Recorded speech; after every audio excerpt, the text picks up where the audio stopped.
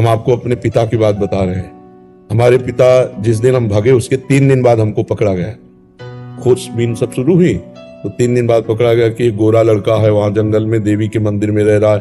तो पहले बड़े भाई आए तो उनको तो कठोर शब्दों से कह के, बहुत विवेक प्रवीण था, बचपन में भी बहुत विवेक प्रवीण था, मतलब प्रवीण ना होता तो संसार की यात्रा काटते हुए भगवान ऐसे कैसे लाते। तो जब पिताजी आए तब हम मिल गए, क्योंकि वो एक कठोर स्वभाव के और बहुत धर्मात्मा पुरुष थे।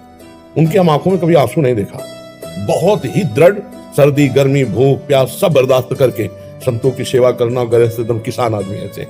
तो जब वो आए तो हमारे मन में आया कि मारेंगे अगर हम आंख खोलेंगे, बात करेंगे तो उत्तर हमारा मानेंगे नहीं है, और इनकी हम अवहेलना कर नहीं सकते। तो आंख मूंद के बैठ गए। जो ही देखा पिताजी आ रहे तो आंख मूंद के बैठ। वो नजदीक आए अपने स्वभाव, उठ खड़ा हो, नहीं खड़े, खड़ा हो, नहीं खड़े।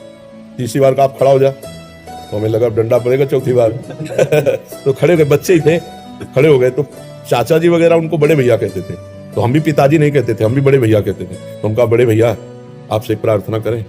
उनका बताओ, उनका ये जिंदगी भगवान के नाम है, आप चाहे काट डालो ना घर जाएंगे ना आपकी बात मानेंगे। तो हम उनकी कृपा की बात बता रहे। एकदम चैप्टर बदल गया, जैसे भगवान की कृपा ना तो उनका सच्ची, हमका आपसे सच्ची बात करें। घर नहीं जाओगे करना, कभी जिंदगी में ब्याह नहीं करोगे करना।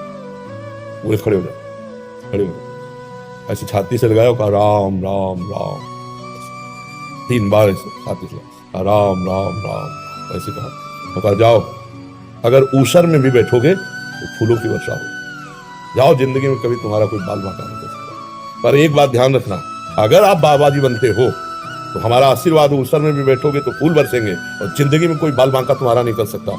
और अगर कहीं किसी की बहन बेटी देखी तो फिर तो हमका जिंदगी में आप इस बात को कभी नहीं सुनोगे। वो तो पधार गए, कई वर्ष हो गए उनको पधारे हुए, पर उनका आशीर्वाद, माता पिता का आशीर्वाद भगवान का आशीर्वाद होता है।